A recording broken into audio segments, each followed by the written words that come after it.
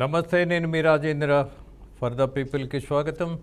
ఒకప్పటి American president Abraham Lincoln ఒక మాట చెప్పారు, రాజకీయాలకు సంబంధించే, అది రాజకీయానికి సంబంధించిందైనా ఒక వేదవాక్కు లాంటిది.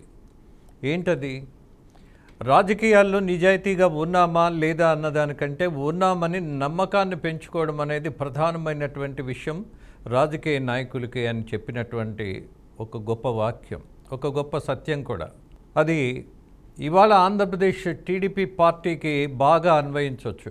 అభివృద్ధి వైపు ఎంత వేగంగా అడుగులేస్తున్నాము, అలాగే విజనరీగా ఉన్నాము, బాధ్యతగా ఉన్నాము, నిజాయితీగా ఉన్నాము, వీటన్నిటి మీద తెలుగుదేశం పార్టీకి కొంతమంది సర్టిఫికెట్లు ఇచ్చినా, అలాగే ఆ పార్టీ నాయకులు వాళ్ళు సర్టిఫికెట్లు ఇచ్చుకున్నా సరే, అది నిజమైనా సరే, అది అబద్ధమైనా సరే, బట్ ప్రజల్లో రావాలి ఆ నమ్మకం.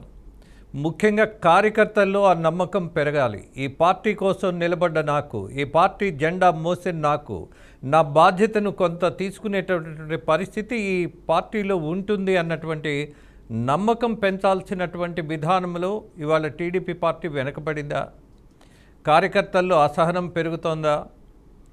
అలాగే కార్యకర్తలకు నాయకులకు మధ్య గ్యాప్ ఊహించిన దానికంటే అనూహ్యంగా పెరిగిపోతోందా? అలాగే కార్యకర్తలని నిర్లక్ష్యం చేస్తున్నటువంటి పరిస్థితి ఎక్కడైనా ఎప్పుడైనా పార్టీ కేంద్ర కార్యాలయం దగ్గరైనా సరే అదే పరిస్థితి చూస్తున్నామా? అసలు టీడీపీ పార్టీ కార్యకర్తల బలం, రెండోది 1 కోటి మంది సభ్యులు ఉన్నటువంటి ఒక ప్రాంతీయ పార్టీగా, అలాగే జాతీయమైనటువంటి రాజకీయాల్లో ప్రధానమైనటువంటి పాత్ర పోషించే సుదీర్ఘకాలపు చరిత్ర ఆ పార్టీకి ఉంది, ఆ నాయకులకు ఉంది. కానీ ఇవాళ టీడీపీ పార్టీ ఒక రకమైన ఇబ్బందుల్లో పడుతోందా అని కొంతమంది ఆలోచన చేసే అవకాశం కలుగుతుంది. ఎలా? కేంద్ర కార్యాలయం దగ్గరికి ప్రధాన నాయకుల్ని కలవడానికి వెళ్ళినటువంటి కార్యకర్తలకే ప్రీ అపాయింట్మెంట్ లేదే పర్మిషన్ లేదు లోపలికి వెళ్ళడానికి అన్న నిబంధన ఉన్నది. అక్కడ మాకు కనీసం ఎంట్రీ ఇచ్చే పరిస్థితి లేదు అన్నటువంటి ఒక విమర్శ పెరుగుతోంది. దాంతోపాటు కార్యకర్తలు చాలా ఓవర్ ఎక్స్పెక్టేషన్స్లో కూడా ఉంటారు. ఏంటా ఓవర్ ఎక్స్పెక్టేషన్? బాబు గారిని కలవాలని, లోకేష్తో ఒక ఫోటో దిగాలని. 1000 మంది కార్యకర్తలు ఉన్నటువంటి పార్టీకి ఇలాంటి ఒత్తిడి ఉండటం సహజమే, దాన్ని కాదనలేం. కానీ ప్రాక్టికల్గా ఆలోచిస్తున్నప్పుడు కొన్ని సెక్యూరిటీ నిబంధనలను ఫాలో చేయాల్సిన పరిస్థితులు ఇవాళ రాజకీయాల్లో ఉన్నప్పుడు ఊహించనంతమంది జనం పార్టీ కేంద్ర కార్యాలయంలోకి వెళ్ళిపోతే, ఎవరెవరు ఏంటి అనేది స్క్రూటినీ చేయకపోతే, స్క్రీనింగ్ జరగకపోతే ఇబ్బందే కదా. ఆ ఇబ్బందిని అర్థం చేసుకోవాల్సిన పరిస్థితి ఉందని మనం కార్యకర్తలకు చెప్పే కంటే కూడా అసలు కార్యకర్తలను కేంద్ర కార్యాలయంలో ఎంట్రీ ఇవ్వటం అనేది ఇవాళ టెక్నికల్గా ఉన్నటువంటి ఒక ఫెసిలిటీస్ని ఎందుకు వాడుకోలేం? స్కానింగ్ చేసి పంపిస్తే తప్పే ఉన్నది. అలాగే అత్యధికమైనటువంటి జనాలు వచ్చినప్పుడు జస్ట్ లైక్ దట్ ఒక టర్న్ కొంతమందికి పర్మిషన్ ఇవ్వటం, ఆ తర్వాత మరో టర్న్కి ఇవ్వచ్చు కదా. ఇలాంటి ఆలోచనలు కార్యకర్తల దగ్గర నుంచే వస్తున్నాయి. విమర్శలు కూడా పెరుగుతున్నాయి. ప్రతి వాళ్ళు తెలుగుదేశం పార్టీ అనగానే చంద్రబాబు నాయుడు గారినే గుర్తు చేసుకుంటారు. ఇవాళ లోకేష్ను కూడా కలవాలన్నటువంటి ఆశ మాత్రం బాగా పెరిగిపోయింది. యువ నాయకుడిగా ఆయనకున్నటువంటి హవా పెరిగినటువంటి పరిస్థితి ఇవాళ చూసినప్పుడు కార్యకర్తలు ఆయనతో ఒక ఫోటో దిగటం, ఒక కరచాలనం చేయటం, ఒక మాట మంతి జస్ట్ లైక్ దట్ ఏదో ఫోటో తీసి భుజాన చేయి వేసి అలా పంపించేస్తే సరిపోయే పరిస్థితిలో కార్యకర్తల యొక్క ఉత్సాహం లేదు. ఎందుకంటే వాళ్ళంత కష్టపడ్డారు కాబట్టి, ఎందుకంటే వాళ్ళంత నిలబడ్డారు కాబట్టి, ఎందుకంటే ఆ పార్టీ కష్టకాలంలో ఉన్నప్పుడు ధైర్యంగా పోరాడారు కాబట్టి. మరి ఆ మాత్రం డిజర్వ్డ్ కాదా కోరుకోవడానికి? ఆ మాత్రం ఆశపడకూడదా కార్యకర్తలుగా? కాబట్టి దీనికి పరిష్కారం ఎలా అని చూడవలసింది పోయి ఇవాళ విమర్శలు పెరుగుతున్నటువంటి దశలో తెలుగుదేశం పార్టీ నిర్లక్ష్యంగా వ్యవహరిస్తే మాత్రం కొంత దెబ్బతినేటటువంటి పరిస్థితి తప్పదు. అలాగే మరొక ప్రచారం, నేను కొన్ని వార్తల గురించి ఎక్కువగా మాట్లాడదలుచుకోలేదు. ఎందుకనంటే ఇవాళ మీడియా ఎవరి ప్రయోజనం కొద్దీ వాళ్ళు వార్తలు రాసేటటువంటి పరిస్థితి, అలాగే బెదిరించేదానికి వార్తలు రాసేటటువంటి పరిస్థితి, అలాగే లబ్ధి పొందడానికి వార్తలు రాసే పరిస్థితి, నిజాలేమో కానీ నిజాల్లాగా మాట్లాడేటటువంటి పరిస్థితి ప్రవోకింగ్ చాలా మీడియాలో ఉంది. కాబట్టి ఒక వార్తను బేస్ చేసుకొని ఇవాళ తెలుగుదేశం పార్టీ కూటమి ప్రభుత్వం మీద కేవలం కూటమి ప్రభుత్వం మీద 49% అసహనంతో ఉన్నారు అన్నటువంటిది మనం చర్చించాల్సిన అవసరం ఉందా లేదా అంటే ఎస్, ఆ పాయింట్ వరకు చర్చించవచ్చు. అది నిజమా కాదా అని చర్చించవచ్చు. దాన్ని సరిచేసుకోవాల్సిన మార్గం ఏంటి అని ఆలోచించవచ్చు ఆ పార్టీ కూడా. కాబట్టి ఇక్కడ కనపడుతున్నటువంటి విషయాలలో కేంద్ర కార్యాలయం దగ్గర ఎంట్రీ అనేది రహదారిలో ఉన్నట్టుగా ఉండదు అన్న సత్యాన్ని కూడా కార్యకర్తలు గుర్తించాలి. ఎవరిని పడితే వాళ్ళని కార్యకర్తలుగా ఊహించేటటువంటి పరిస్థితి, అలాగే గుర్తించేటటువంటి పరిస్థితి కూడా ఉండదు. బికాజ్ ఇవాళ ప్రభుత్వం టీడీపీ ప్రధానమైనటువంటి పార్టీ, ఇవాళ తెలుగుదేశం పార్టీ కేంద్ర కార్యాలయం, అక్కడ ఉన్నటువంటి వసతుల కొద్దీ ఎంట్రీ ఉంటుంది. కానీ అనూహ్యమైనటువంటి జనాలు వచ్చేస్తే ఎంట్రీ ఇచ్చే ఉపయోగం ఏంటి? అదే ఇక్కడ ఇబ్బంది పడుతున్న పరిస్థితి. కాబట్టి ఇదొక కారణం అసహనం పెరగడానికి. మరొక విచిత్రమైనటువంటి కారణం కూడా ఇవాళ చర్చనీయాంశమైంది. ఏంటది? గ్రూపులు ఉన్నాయట. ఎందులో? టీడీపీలో. ఏమా గ్రూపులు? లోకేష్ బాబుది ఒక గ్రూప్ అట, బాబు గారిది ఒక గ్రూప్ అట, అలాగే కొంతమంది నాయకులది మరో గ్రూప్ అట. ఈ 3 గ్రూపుల మధ్య విభేదాలు ఉన్నాయట. దానివల్ల కొంత ఇబ్బందులు పెరుగుతున్నాయి అన్నటువంటి ఆలోచన కూడా చేస్తున్నారట. ఎవరు చేస్తున్నారు? కార్యకర్తలట. ఈ కార్యకర్తలకి ఇలాంటి సమాచారం ఎలా వెళుతోంది? ఎస్, అందరికీ ఈజీగా యాక్సెసిబుల్గా ఉన్నటువంటిది సోషల్ మీడియా ఉంది కదా. అది అబద్ధమైన నిజంగా భావించేటటువంటి పరిస్థితుల్లో ప్రవోకింగ్స్ ఉంటున్నాయి. ఇవాళ నిజానికి 51% మాత్రమే కూటమి ప్రభుత్వం మద్దతిస్తున్నటువంటి పరిస్థితి ఉందా? Is it true? What are the reasons? అవి నిజమైనప్పుడు ఖచ్చితంగా కూటమి ప్రభుత్వం దిద్దుకోవాల్సిందే. సహేతుకమైనటువంటి విమర్శ అయితే ఇవాళ కూటమి ప్రభుత్వం ఆలోచించాల్సిందే. ఎందుకని 1 సంవత్సరం 8 నెలల కాలంలోనే కూటమి ప్రభుత్వం మీద అసహనం పెరగటం, నమ్మకం తగ్గటం? వై? బికాస్ కొంత ఊహించింది ఎక్కువగా ఉంది. Expectations are more, results are less. I can't say less, but it is very reasonable. ఒక ప్రభుత్వం ఆర్థికమైనటువంటి బలహీన పరిస్థితుల్లో నడిపించాలి అనంటే అప్పులు తేవాల్సిందే. అప్పులు చేసిన వాడు ఎవడైతే ఉంటాడో వాళ్ళు వెళ్ళిపోయిన తర్వాత ఆ అప్పులు కూడా, గత ప్రభుత్వం చేసినటువంటి అప్పులు కూడా ఇవాళ ఉన్నటువంటి పాలకపక్షం మీదే పడుతుంది. ఆ ప్రభుత్వం మరి పాత అప్పుల్ని భరించాలి, కొత్త అప్పులు తేవాలి, అభివృద్ధి చూయించాలి, ఇచ్చినటువంటి హామీలు నిలబెట్టుకోవాలి, సంక్షేమ పథకాలు ఏమాత్రం ఇబ్బందులు లేకుండా జరిగిపోవాలి. ఎవ్రీథింగ్. మనకున్నది గుప్పెడు బియ్యం అయితే 100 మంది భోజనానికి వచ్చినట్టుగా ఆర్థిక పరిస్థితి ఆంధ్రప్రదేశ్లో స్పష్టం. దాని మీద పెద్ద సందేహం అక్కర్లా. మరి ఎలా? అప్పులు చేయక తప్పని పరిస్థితి. ఈ అప్పులతో పాటు పెట్టుబడి అనేది ఉత్పాదక కార్యక్రమాల మీద పెట్టగలిగే అవకాశం ఉందా?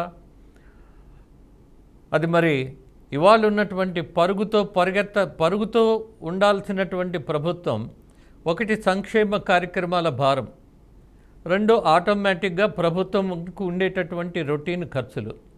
వీటిలన్నిటినీ బేస్ చేసుకున్నప్పుడు మనకి ఉపాధిని తీసుకురావడంలో, కల్పించడంలో ప్రధాన పెట్టుబడులు పెట్టాల్సిన పరిస్థితుల్లో మరి అవకాశాలు ఉన్నాయా? అనేక రకాల ఇబ్బందులు ఉన్నటువంటి ఆంధ్రప్రదేశ్ ఆర్థిక పరిస్థితి చూసినప్పుడు కొంత రీజనబుల్గా మనము ఈ విషయాలను మాట్లాడాల్సిన దశ ఉంటుంది. గ్రూపులు అన్నారు. ఇప్పుడు ఈ గ్రూపుల వల్ల వచ్చినటువంటి ఇబ్బంది మామూలుగా లేదు. ఇవాళ తెలుగుదేశం మొత్తం ఒక్క లోకేష్ మాట మీదే నడుస్తోంది అన్నటువంటి వాదన పెంచుతున్నారు.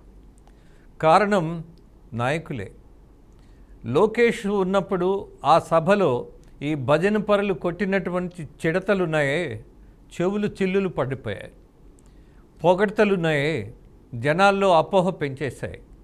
కాబోయే ముఖ్యమంత్రి అంటే రేపో ఎల్లుండో కాబోయే ముఖ్యమంత్రి ఈయనే అన్నట్టు ఇప్పుడే భజన బృందం ప్రారంభం చేసినటువంటి వాదన ఏదైతే ఉన్నదో అది ఈ పార్టీకి తీసుకొచ్చినటువంటి తలనొప్పి.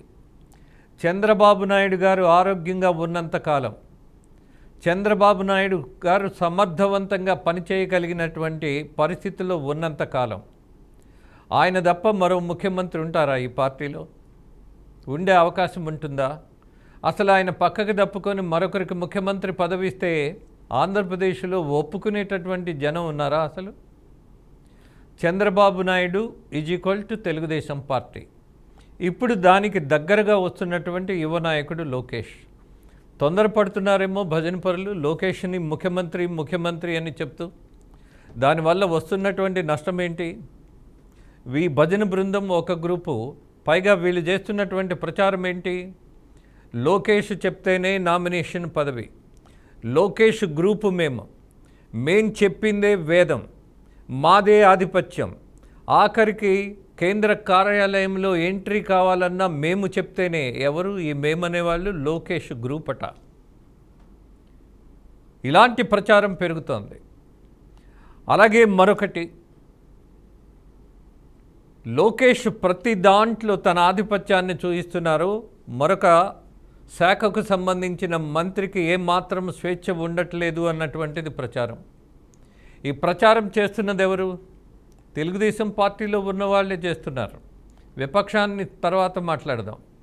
బట్ స్వపక్షమే చేస్తున్నటువంటి ప్రచారంలో లోకేష్కి ఒక గ్రూప్ ఉన్నది, లోకేష్ ఆధిపత్యం ఉన్నది. చంద్రబాబు నాయుడు కూడా లోకేష్ చెప్పిన మాటే వేదంగా ఆయన అనుసరిస్తున్నారు అన్నటువంటి ప్రచారం బద్దలు కొట్టకపోతే, దీని మీద స్పష్టత రాకపోతే, అలాగే తెలుగుదేశం పార్టీలో ఇవాళ ఉన్నటువంటి పరిస్థితులు మనం గమనించినప్పుడు ఇద్దరు నాయకులు అనూహ్యంగా వాళ్ళే ప్రధానమైనటువంటి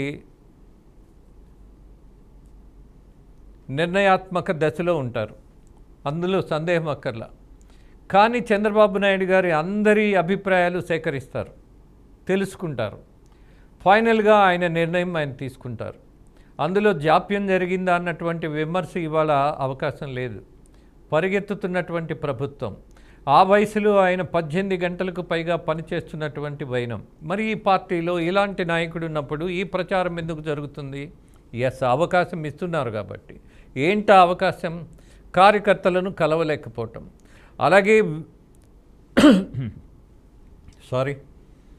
అలాగే గత ప్రభుత్వాన్ని పక్కన పెట్టడంలో, ఇవాళ కూటమి ప్రభుత్వాన్ని తీసుకురావడంలో విశాలమైనటువంటి భారతదేశంలో ఉన్నటువంటి తెలుగు వాళ్ళందరూ ఆంధ్రప్రదేశ్కి వచ్చి ఓటేసినటువంటి ప్రయత్నం జరిగింది. అలాగే పక్కనున్నటువంటి కర్ణాటక, చెన్నై, ఇక్కడ రైతులు కూడా నిలబడ్డారు. కానీ ఆ రైతులకు సమయం ఇస్తున్నటువంటి పరిస్థితి, అసలు వాళ్ళ గురించి ఒక్కరోజు కూడా గుర్తు చేసుకున్నటువంటి దశ ఈ పార్టీలో నాయకులకి లేకపోబట్టి అక్కడ కూడా అదే ప్రచారం. ఏదో ఊహించి చేయలా, కానీ మార్పు కావాలని చేసిన వాళ్ళకి, నిలబడ్డ వాళ్ళకి, తన్నులు తిన్న వాళ్ళకి, జైలుకు పోయిన వాళ్ళకి, నిర్బంధంలో బతికిన వాళ్ళకి మరి కనీసం ఊరట ఉండాలి అని అంటే ఇవాళ కూటమి ప్రభుత్వం వచ్చినందువల్ల మాత్రమే ఊరట కాదు. మనవాడని మనము నెత్తినెత్తుకున్నప్పుడు కనీసం ఒక మంచి మాట, ఒక మంచి పలుకు. ఈ పార్టీలో అదే కరువు అయిందన్నటువంటి విమర్శ ఇవాళ కార్యకర్తల్లో. విమర్శ ఒకటే కాదు, అది నిజమైనటువంటి విమర్శే. కలవాలి అని అంటే అనేక హడ్డిల్స్ ఉన్నాయి ఇవాళ. ఏ నాయకుడిని కలవాలన్నా సరే, సామాన్య కార్యకర్తల దగ్గర నుంచి ప్రధాన నాయకులు కూడా అవకాశం లేనటువంటి పాలనా దక్షత కలిగినటువంటి, అలాగే నిన్ననే ఆయనకు ఒక అవార్డు ఇచ్చారు. ఆ అవార్డు ఏంటి? CEO, chief minister. CEOగా ఉండటం కంటే కూడా చీఫ్ మినిస్టర్గా, ప్రజానాయకుడిగా, అలాగే పార్టీ కార్యకర్తల యొక్క బాధ్యత తీసుకోగలిగేటటువంటి నమ్మకాన్ని పెంచేటటువంటి పరిస్థితిలో చంద్రబాబు నాయుడు గారు ఈ కార్యకర్తల ఎక్స్పెక్టేషన్స్కు దగ్గరగా కార్యాచరణ పెట్టుకోవాలి. కానీ మరొక విషయాన్ని కూడా గుర్తు చేయాలి. ఈ పార్టీ, అలాగే జనసేన పార్టీ కార్యకర్తలందరికీ ఇన్సూరెన్స్ చేసి ఆ డబ్బులు, ఆ ప్రీమియమాన్ని కడుతూ ఎప్పుడు ఎవరికి ఏ ఇబ్బంది వచ్చినా ఆ ఇన్సూరెన్స్ వచ్చిన పరిస్థితి ఈ పార్టీలో తీసుకున్నటువంటి నిర్ణయం కూడా మంచిది. కార్యకర్తలు దాన్ని గుర్తించాలి. అలాగే ఇవాళ మంత్రులు కానీ, ప్రధానమైనటువంటి నాయకులు కానీ, అలాగే ప్రజాప్రతినిధులు, ముఖ్యంగా ఎమ్మెల్యేలు కార్యకర్తలతో ఇంటరాక్ట్ అవ్వటం లేదన్నది సత్యం. సమావేశాలు లేకపోవటం సత్యం. కలిసి మాట్లాడలేనటువంటి పరిస్థితులు సత్యం. కార్యకర్తల ఉత్సాహాన్ని పెంచేటటువంటి కార్యక్రమాలు ఉండక్కర్లా. వారానికి ఒక్కసారైనా కార్యకర్తలతో సమావేశం, ఉన్న సమస్యలను చర్చించటం. ఈ విధానం ప్రజాప్రతినిధులు గనక ఆచరించకపోతే వచ్చే ప్రమాదం తెలుగుదేశం పార్టీకి ముఖ్యంగా ప్రధానం. ఇవాళ పత్రికల్లో వచ్చినటువంటి కథనాల్లో ఎస్ మేబీ రేపు మళ్ళీ 10 రోజులకే 51% కాదు 65% వరకు అనుకూలంగా, సానుకూలంగా, చాలా పాజిటివ్గా ప్రజలు ఆలోచిస్తున్నారు కూటమి ప్రభుత్వం అని ఆ వార్తా కథనాలు రాసిన వాళ్ళే మళ్ళీ రాసినా మనం ఆశ్చర్యపోవక్కర్లా. అప్పుడు ఒక నెరేషన్ చెప్తారు, ఇప్పుడు ఒక నెరేషన్ చెప్తారు. This is called business. But ఇక్కడ ఉన్నటువంటి రాజకీయంలో కార్యకర్తలు 1 కోటి మందికి పైగా ఉన్నటువంటి పార్టీలో అసంతృప్తి పెరగకూడదు అనంటే అబ్రహాం లింకన్ని గుర్తు చేసుకోవాల్సి వస్తుంది. చివరిగా మళ్ళీ రిపీట్ చేసి చెప్తా, రాజకీయాల్లో మనము నిజాయితీగా ఉన్నామా లేమా అన్నదానికంటే కూడా ఉన్నాము అని నిరూపించుకోవటం, నమ్మకం పెంచటం, బాధ్యతగా ఉన్నాము అన్నటువంటి విశ్వాసాన్ని తగ్గకుండా చూసుకోవడం, ఇది చాలా ప్రధానం. అది చేయకపోతే తెలుగుదేశం పార్టీ భవిష్యత్తు ఏంటో చూడాల్సిన దశ ఉన్నది.